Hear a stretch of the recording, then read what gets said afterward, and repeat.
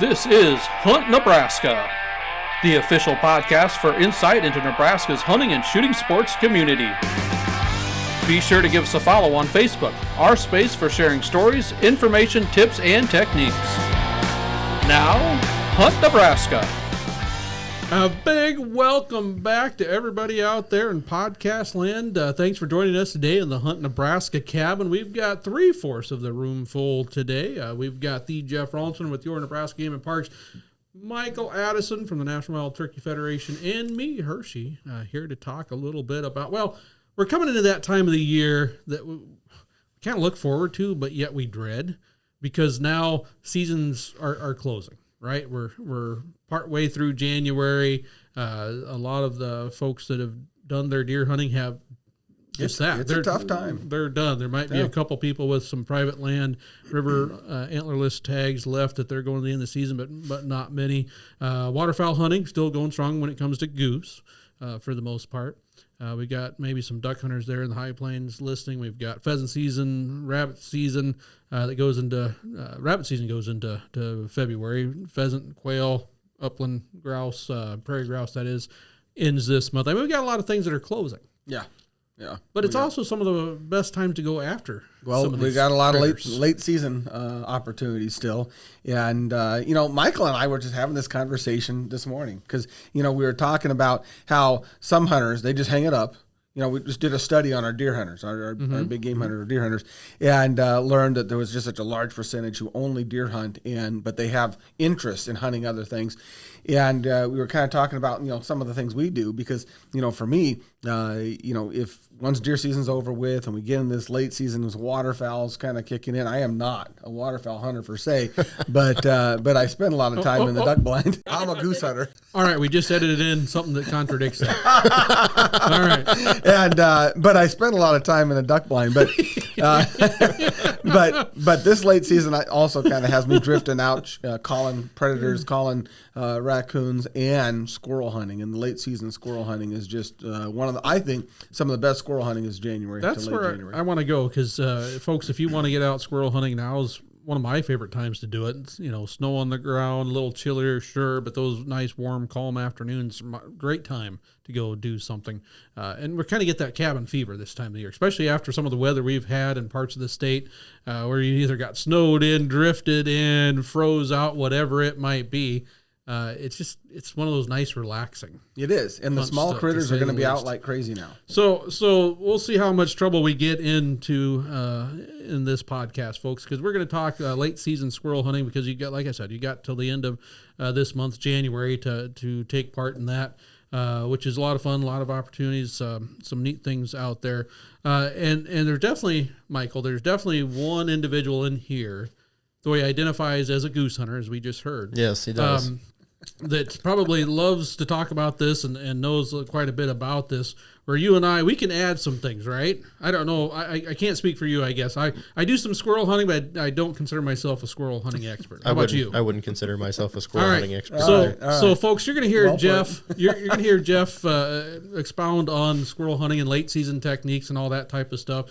You and I, Michael, are going to kind of toss in some thoughts from time to time as well. Yep. But so you and I feel like a part of it, so we don't just disappear. We're going to play a little squirrel hunting bingo right here. So if Jeff says one of the phrases, folks, on these bingo cards, Michael and I get to cross it off. Oh, boy. All right. And I don't know what the winner gets. Maybe a squirrel hunt with Jeff.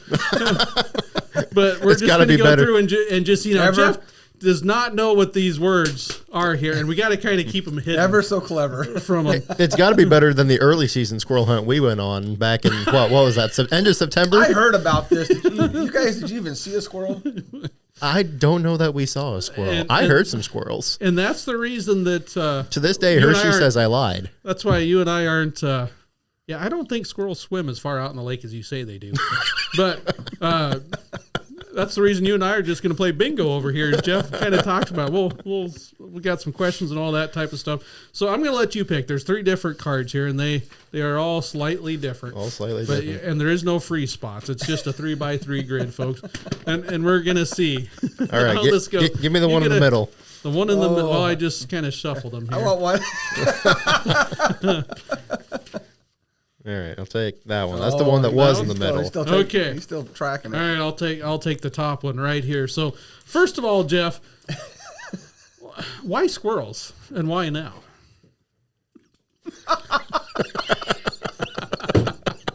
This bingo could be fun.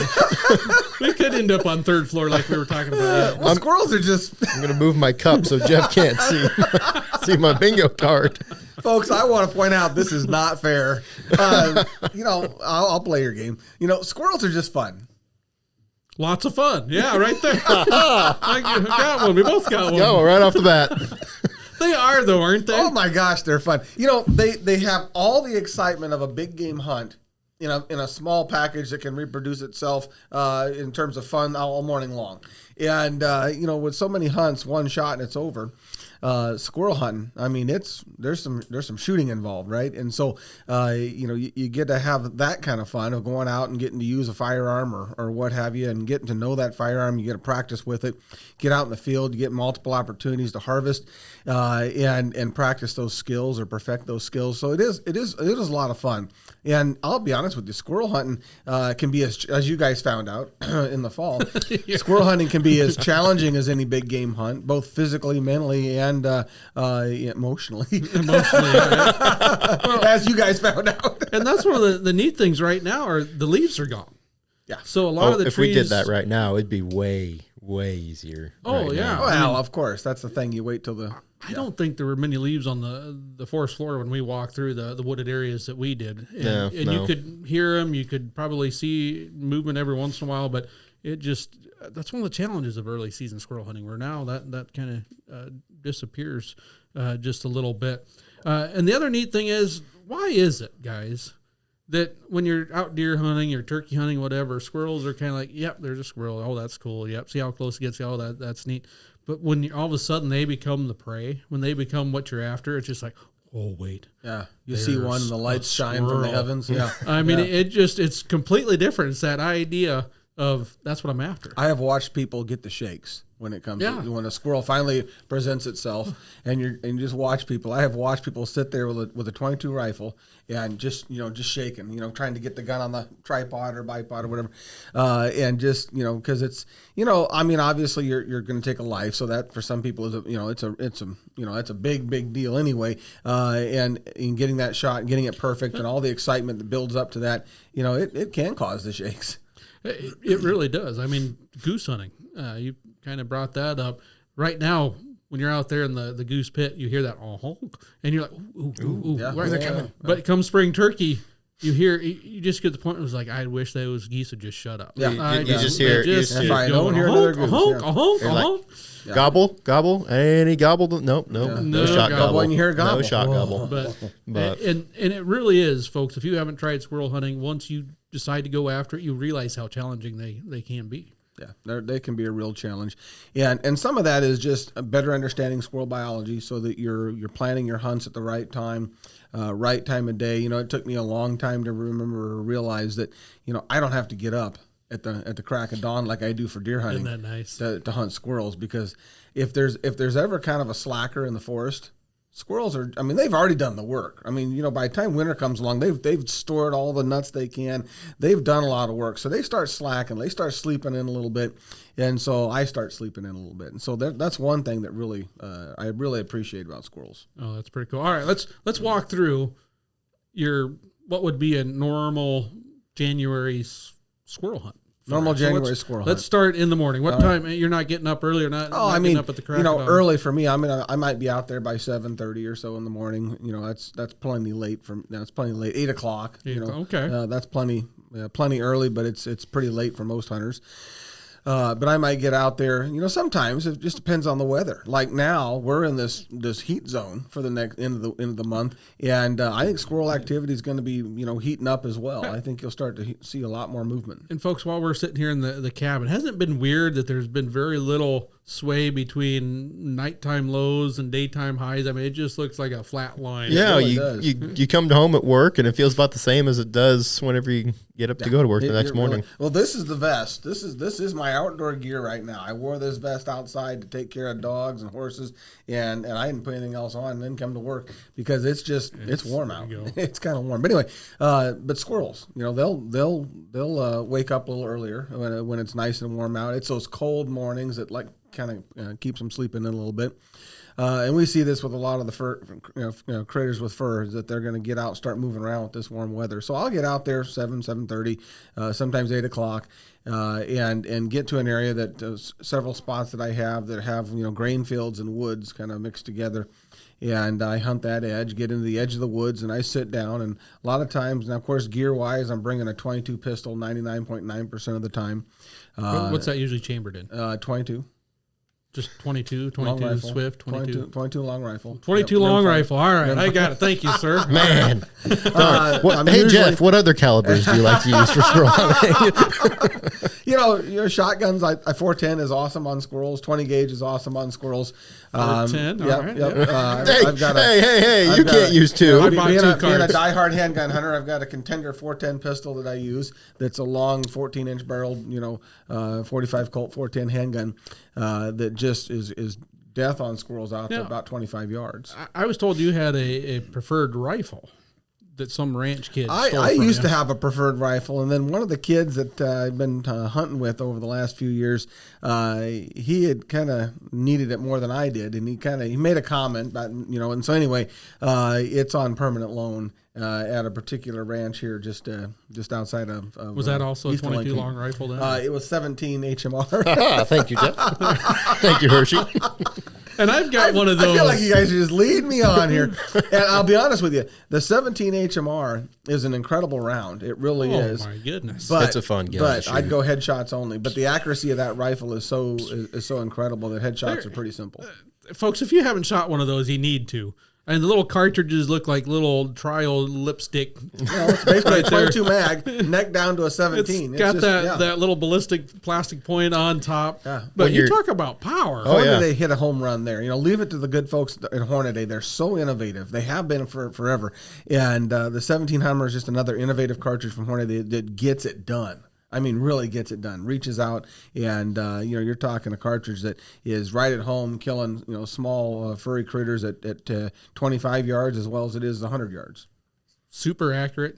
I mean, you hear the noise, you never feel anything by any means. There's virtually no recoil on it whatsoever. But you're exactly right. Headshots, because squirrel is kind of on the lower end of what it's.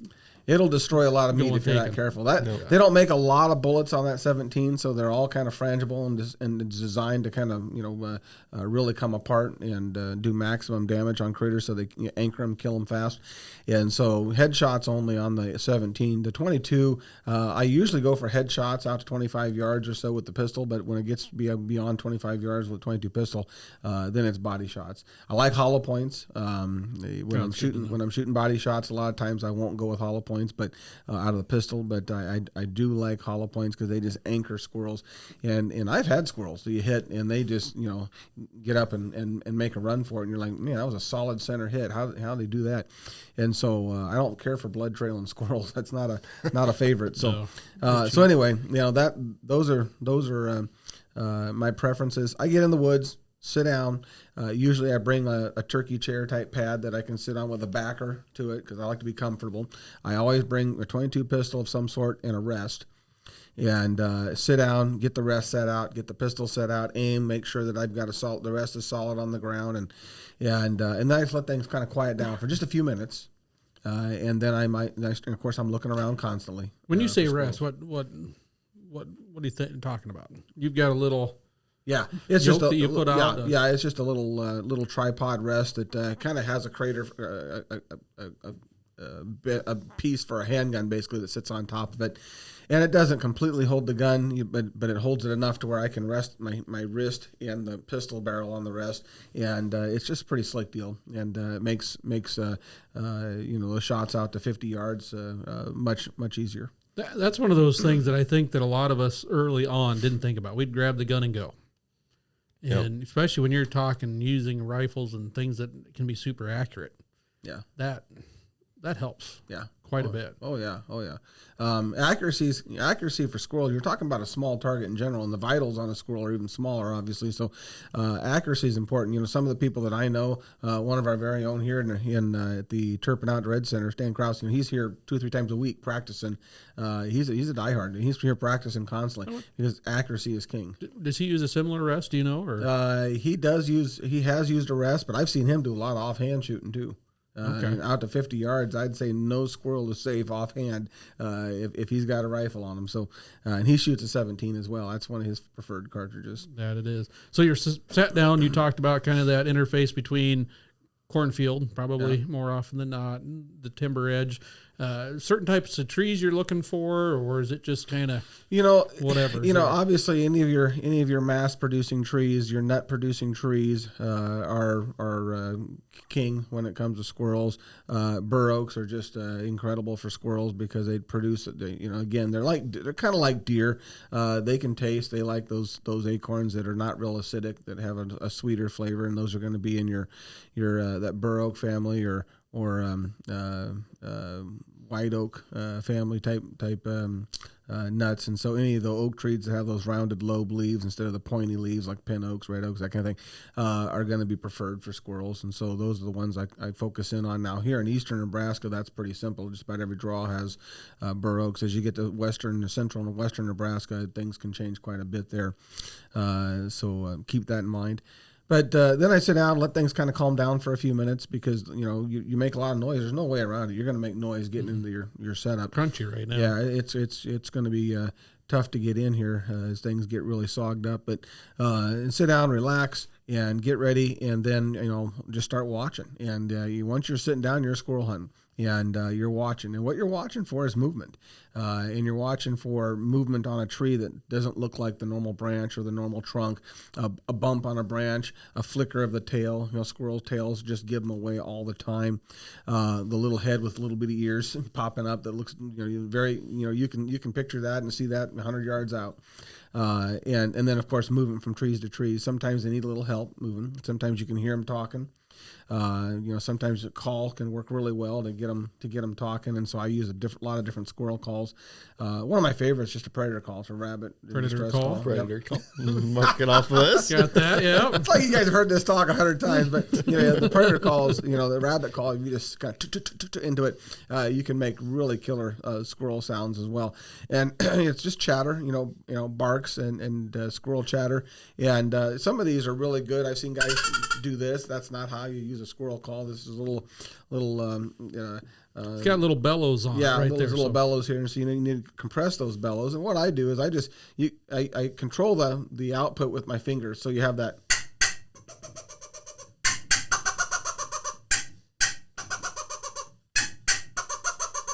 Pretty good. It does sound quite a bit like a squirrel. And it will. I mean, these things are made to sound right, but you have to control the air output. And I don't know, a lot of them don't come with that instruction on it, but it just makes a world of difference. These are good. The only negative of these is you tend to moving around, you put it on your not a way to keep them quiet. I mean, they're not necessarily a silencer on them. You're walking in and it's kind of moving around, so sounds like a squirrel that's out of breath.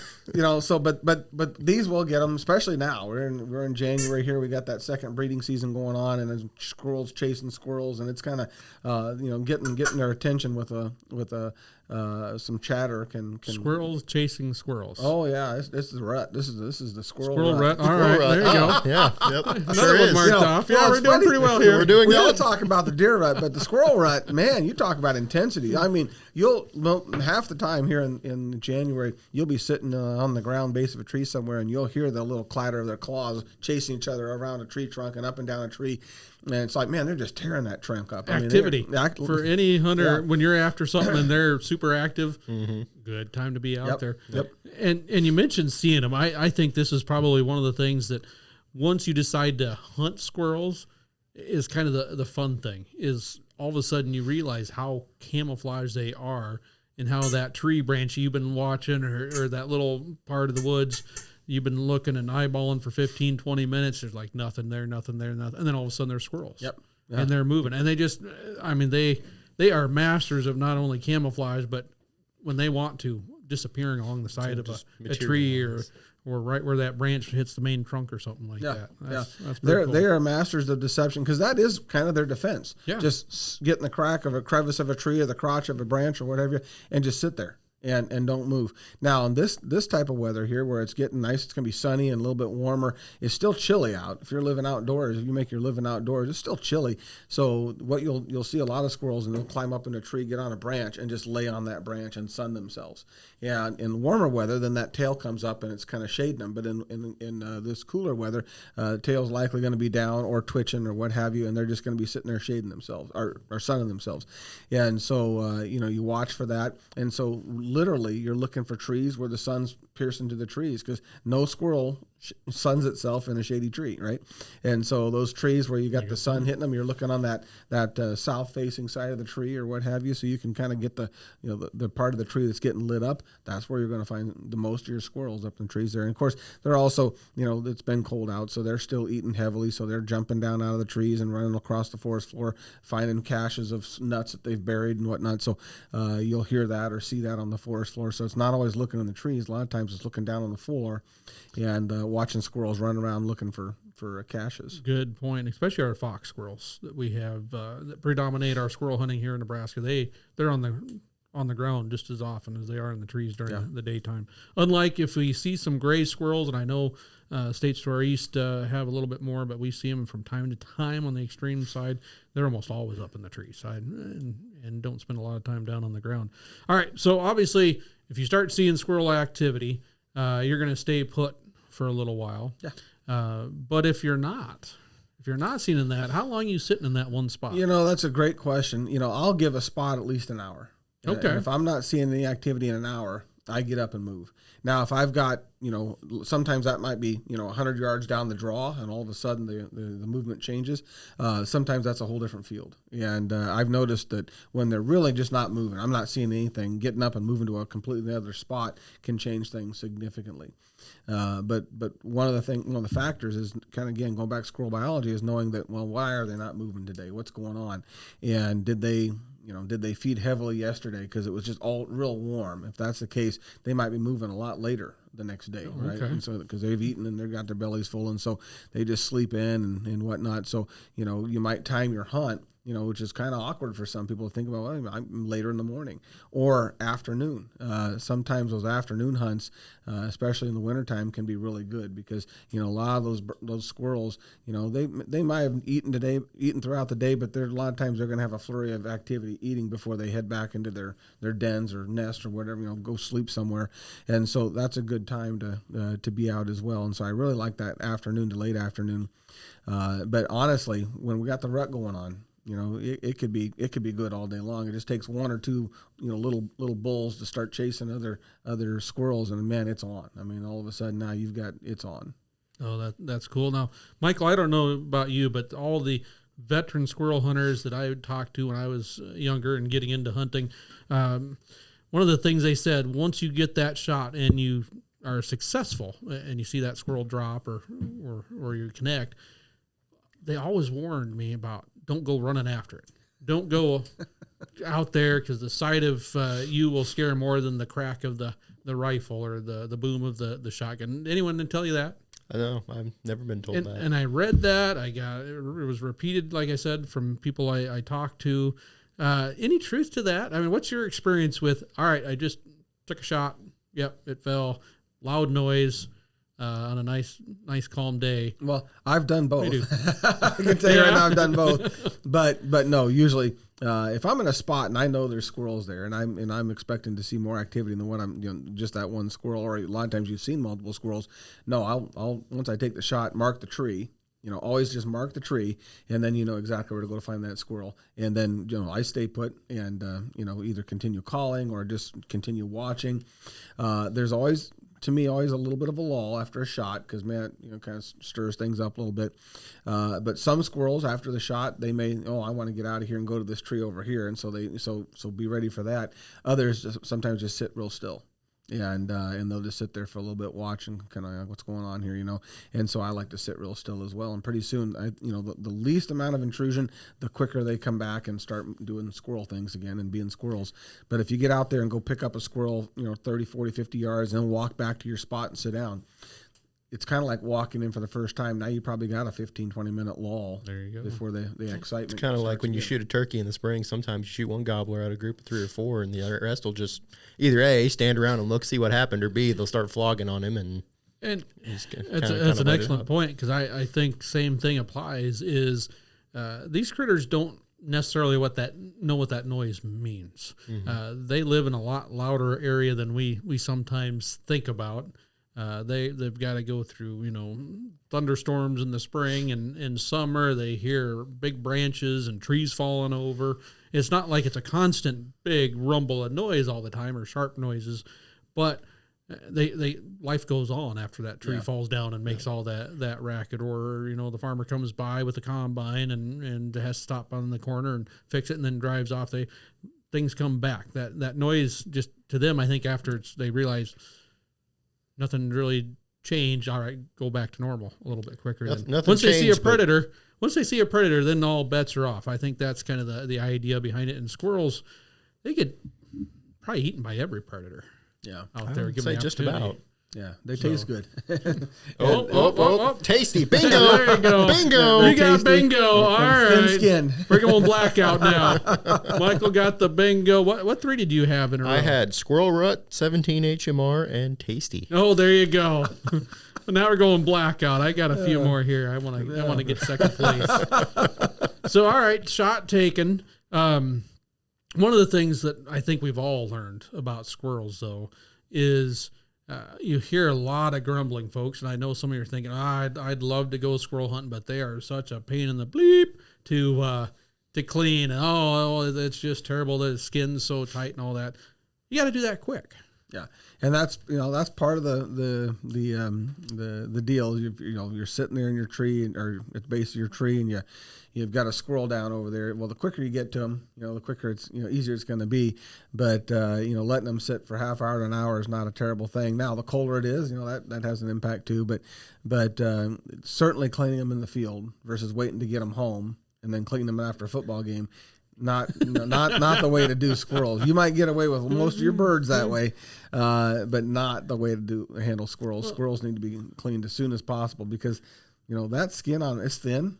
But I'm going to tell you right now, it's the toughest piece of leather I think I've ever come in contact with for how thin it is. Yeah, you can learn some new words.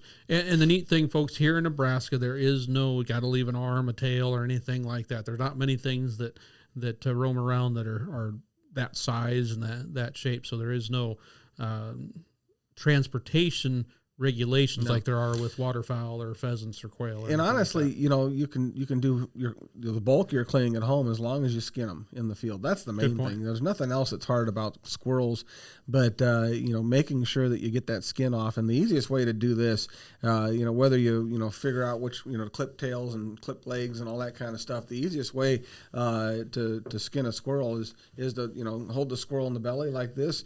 Pinch the skin on the top of the back, put your knife through there and just open it up, get your fingers in there and just pull head to tail and just turn them inside out. And the quicker you get to that squirrel, the easier it is. It just peels back. Some of those older squirrels, those old male squirrels, they can be a little bit tougher, so it takes a couple jerks. But if you let it sit for half a day, it just becomes like cement trying to pull those apart. And I think, folks, if you check out our Hunt Nebraska YouTube page, there is a video of Stan Krause. Yeah. After a hunt you and him went on, I think we got some video of him walking through what he does in the field. Very much similar. Does a great job. Almost identical. All right, so you got them clean. Now what? So you got them cleaned, and take them home and clean them up. And here's something that I think is real important. A lot of people maybe don't think about this. Squirrel's not it's a milder flavor, but different age classes have different emphasis on their flavors. And so, but I'll take those squirrels home and then, cut them, quarter them and bone them out. I leave the meat on the bones a lot of times on the legs and shoulders and legs and hips type. Quartering them off, and I've clipped the feet off, and so now it's just a very clean, and it's one of the cleanest looking meats on the planet. Once you've cleaned off the meat, it's just incredibly beautiful, and that turning that skin inside out also keeps those mealy little hairs from getting all over the meat, because you don't want any of those hairs off the meat. So I rinse the meat off, and then as soon as I rinse it off, I'll do one of two things. I'll either put it in salt water. Let it sit in a bowl of salt water. The only thing about squirrels or any small game animal or any game animal for that matter that has more intense flavors, meat of course has blood in it, and so the salt water kind of draws some of that out. So I'll either put them in salt water, and then if I'm going to cook them. If I'm not, I'm going to put them in a bag and freeze them, or I'll freeze them. And then draw them out, do the salt water later. But usually speaking, the salt water solution is a good thing to do right away, and then do whatever you want with them. And then it's a matter of getting into different recipes, cooking squirrels, and anything from grilling them out on your old charcoal or gas or pellet grill, basting them in a barbecue, a sweet and sour type barbecue sauce, or raspberry habanero sauce, and then putting them on the grill.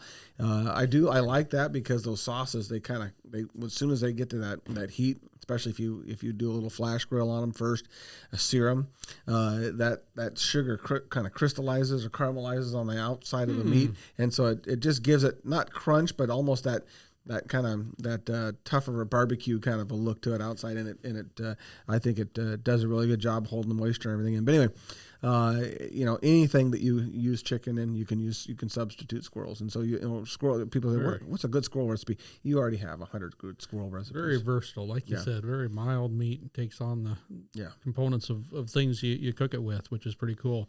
All right, so that's the basic, but I know you're an advanced squirrel hunter. So what are some of the tips and tactics that maybe you haven't shared with anybody else before? And it's just the three of us in here. Yeah. We're not putting this out for the internet. If you don't tell anybody, I'll tell you something. One of my best go-to tactics, as soon as I've sat in an area and they just haven't gotten much, or especially if I've heard a squirrel off in the distance, but barking at me, but I haven't seen anything. Before I leave, I'll pull out my predator call, and I'll give them a predator call, and then honestly, I've done it with my mouth. You don't even need a call to sound like I'm a dying rabbit, but I'll sit there and just. And what'll happen is that instinct in squirrels, they're the biggest snitches in the forest. I mean, they are. They'll snitch you out. They'll rat you out every time. And it sometimes just forces one or two squirrels to start chattering. They jump in trees, and they come right to that spot where they hear that noise and want to sit and just rat you out and chatter and yell and bark back at you. And so, I've killed a lot of squirrels doing that as the last part of my stand before I leave. Now, the negative is it's pretty disruptive. And so once you do that, of course, you're going to get the attention of squirrels, but you're also going to really get the attention of any squirrels. And so they'll either come to you or they won't. But and some of these little. We broke it. So we can silence a squirrel call. Here we go. There it goes. So one of these little squeaker type calls can also do that route, mimicking a young squirrel. We're gonna have to edit in some alternate noises for that.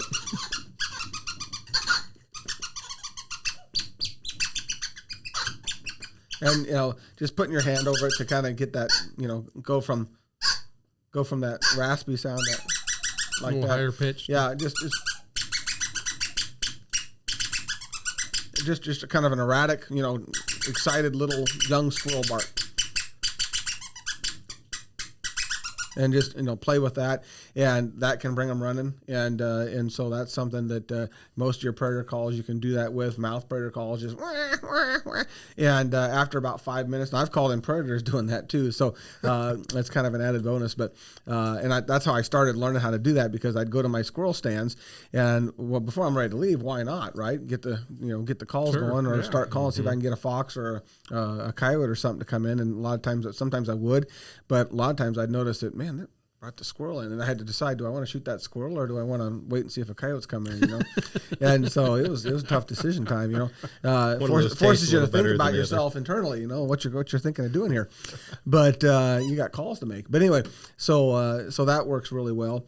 Here's one that I once in a while I'll do, especially with the leaves off the tree, because squirrels are notorious for, they see you and they don't leave, they just run around the other side of the tree. You can't see me, and so they're happy, And so one of the things that I've done when I don't have a lot of time to hunt an area, but I want to try to get some squirrels, I'll walk into a draw, and I'll put a blaze orange jacket or a blaze orange hat and jacket, hang it off of a tree, and then I'll walk around the other side of the draw, and squirrels, I come around and see that, and then they come around and I'm hidden over on the other side there and take a shot, and so that can work really well. Mimicking, one of the things that happens with squirrels is, one of their biggest predators don't come from the ground; they come from the sky. And so, just taking your average plastic grocery bag and shaking that a couple times, and it sounds just like wings coming in heavy, and then you give them a distress call. Yeah, and it just sounds like a bird swooping in and hitting a young squirrel. And I've had the woods just light up. I mean, the squirrels chattering all over the place, because they've heard that before. They know that that's danger, and so that can work. So there's just a lot of little tricks that when you're out there in the squirrel woods, you got nothing but time. Some days you want to try this, try that. And years ago, Dick Turpin and I, we decided when he and I used to squirrel hunt together, and I missed those days. But I had this stuffed bobcat, and Dick said, "My God, Jeff, you see a bobcat walk in," he said, you notice a squirrel just chat. You always know when a cat walks into the woods when you're deer hunting, because he said the squirrels just light up. They start just ratting, ratting it out. And I said, you're right. You notice that. And so I said, I have a stuffed bobcat. Oh, we got to try that. So we took that stuffed bobcat and set it in the woods, and then sat down and made all kinds of sounds and whatnot. We got us a couple squirrels out of it, but it wasn't quite as intense as when a feral cat walks into the woods, and all of a sudden the squirrels just start going nuts. Squirrel hunting cat. I think they might notice that, hey, that bobcat's not moving. What's up with that?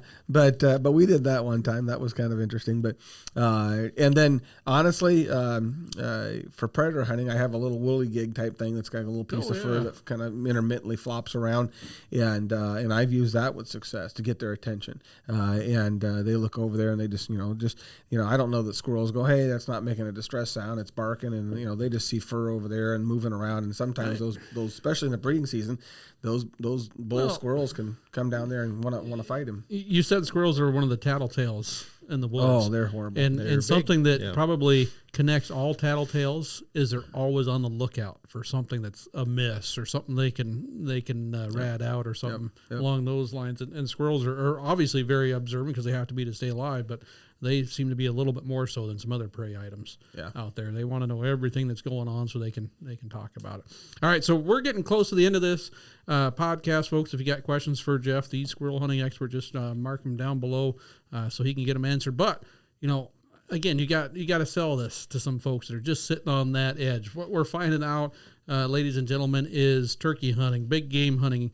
What's really amazing, at least me, is how long folks think about going and trying a new form of hunting, or trying to hunt something different than the usual, 2, 3, 5 years sometimes. So there's some folks we know, Jeff, sitting on the edge out there. It's like, okay.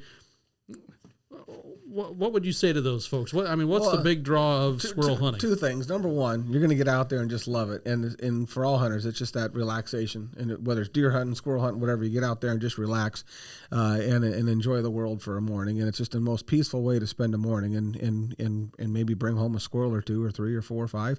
And so, reconnect with an old rifle, a new pistol or something, and just have fun. But the other thing is, how many times have you tried to connect with your kids? Hey, let's do this or that. And I don't want. I don't. I guarantee you say, hey, let's go squirrel hunting tomorrow morning. I guarantee your kids are going to go, yeah, let's do that. That sounds cool. Let's go grab that 22 of yours that we bought you last year. Let's go out and sit in the squirrel woods tomorrow, see if we can't get us a couple squirrels. Not only will your kids say, heck yeah, because, what kid wouldn't? That's just a ton of fun. But that's about a quality time as you can get. And I can guarantee you, over the years, when your kid's thinking of dear old dad or dear old mom, the things they're going to remember the most are those squirrel hunts in the woods with dad or mom. And so make sure those memories are being made. And I like that, nobody's really locked up or leasing out the prime squirrel land for hunting squirrels. ground. Yeah. Never have I knocked on doors and asked to squirrel hunt and had somebody say, oh, I'm saving those squirrels for my nephew or my son or my daughter. Squirrels, knock yourself out. Predators and squirrels usually are not too hard to get access to. And you go out to any of our wildlife areas, oh, geez, there's a lot of hunters out there, blah, blah. Not right now. In the squirrel woods, you can be the only person in on 500 acres. It's just some of the best hunting opportunity. Oh, it is. It is. Some of the best hunting opportunity is on for the next several days. And so get out and take advantage of it. Well, I'll throw in another pitch here. It's a great time to go scouting when you're out in the woods and you're walking around. Good point. Find that's a good deer stand spot, or that's a good place to. Might see some turkeys out in a adjacent cornfield. Well, that's a good place to maybe. And where else do you get a strap on a 22 pistol and head out to the wild? It's just, we're still wild people, right? We're still wild, rugged people. This is one of the few opportunities in the world. You get a strap on a 22 pistol and just head out to the woods. Throw it in your holster and walk on in. By God. And the nice thing right now, folks, obviously it's 2024, so you need to have your 2024 hunt permit and habitat stamp if you're a resident 16 years and older. And that's good for not only now for the end of this squirrel season, but once we start it up again late this summer, boom, you've already got it knocked out as well. So that's pretty cool. I think we're going to kind of end it right there. We got to talk more about our 50th anniversary for hunter education and 30th anniversary bow hunter education. Big deal. Big year here in 2024. But Michael, I got to ask you, so what things did he not say that's on your bingo card here? I got to see that. He never quite said shooting stick. He said bipod, tripod. Shooting stick. I agree. He said. I don't know that I'd count that. I know what you were trying to get him to say at the end. You're trying to get him to say that squirrel hunting is a time-honored tradition and it's great to honing skills. Yep, he missed time honored. That was one of the first podcasts I think he's didn't say that. Well, I have to tell you, squirrel hunting is a time-honored tradition here in the great state of Nebraska. Did you have public hunting? Because I was going there. I did hit public hunting. Wildlife management area. He didn't say public hunting. Public hunting. I think that counts. No, the last one I had was and then some symbols probably indicating some expletive terms. Yeah, I figured once he found out we were going to be playing bingo with what he said, he would have called me. Let me tell you all the things I said in my mind. I bet I hit them all. Oh, that was a lot of fun. Yeah, all right. Sounds and good. that's the cool thing about Squirrel, folks, is it is a lot of fun. So get out there and give it a go. Let us know how you do. But until next time. Hunt Nebraska, brought to you by your Nebraska Game and Parks Commission.